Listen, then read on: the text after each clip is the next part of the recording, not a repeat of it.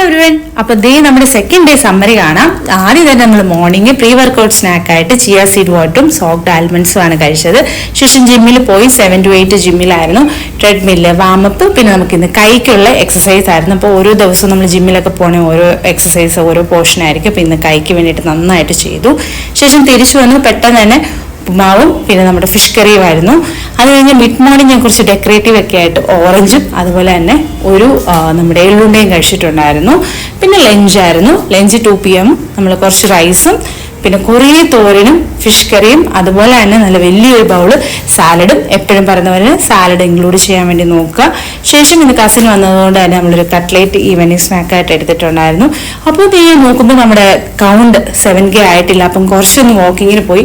നല്ല കാലാവസ്ഥയായിരുന്നു. അപ്പം വാക്കിങ്ങിനൊക്കെ പോയി. ശേഷം തിരിച്ചു വന്നു. ഡിന്നർ 7:30 PM 2 ചപ്പാത്തിയും ചിക്കൻ കറിയുമായിട്ട് ഫിനിഷ് ചെയ്തു.